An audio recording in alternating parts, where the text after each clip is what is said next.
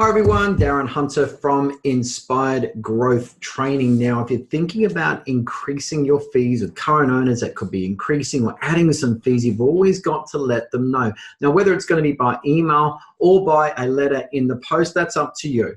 But you need to make sure that your letter is right and it's going to do the job. Now, I've been involved with this type of process now, probably coming on 18 years with hundreds of rent rolls over Australia, New Zealand, and the United States, probably affecting over hundreds of thousands of property owners with increased fees. And this is the letter that I stand by. These are the 8 things that are absolutely essential for your letter to work and to get minimal amount of resistance from owners and minimal pushback.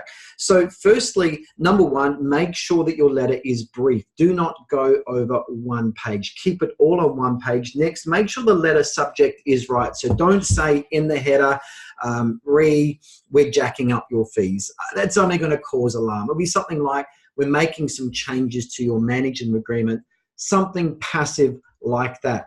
The next essential thing is you need to get your justifier language correct, or justify information, the reason why that you are doing it. And so with any letter, whether you get a letter from your pay TV company or it's your health insurance, whatever, and they're putting up fees, you're always going to have a big script about all the reasons and their justification for it. So yours can be along the lines of, Mr. Smith, we need to make some changes to our management agreement due to the ever increasing costs of running a business, plus all the costs of legislative compliance, and also for the fact that we haven't increased our fees for 5 years.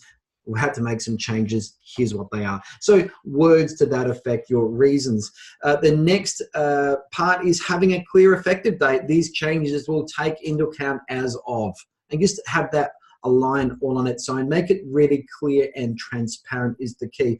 Also, list your fee increases and amendments. So be very clear. If your management fee's going up, what will that be? If it's no change to the management fee, put in management fee, no change. Letting fee or leasing fee, no change of what it's going to be. So if something's not changing, like the big fees, management fees, letting or leasing fees, then put in no change. They have a pacifying effect, but otherwise be very clear on what the changes are.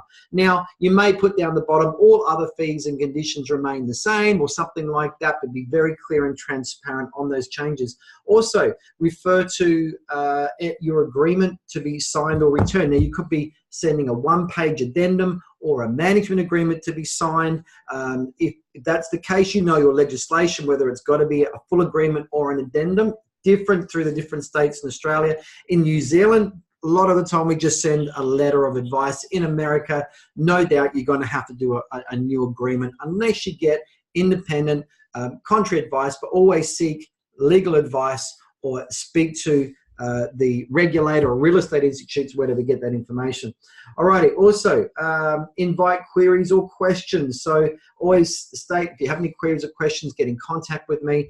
And whose name should be on the letter is the person that has the best trust and relationship. It could be the business owner, most likely the property manager, and that's the name that needs to go on that. So all up, that's the structure of letter that I've used for so many years that just works. Hope it works for you. Click on the link. Also, it'll take you through to the full article with the 8 keys on it too. But take care.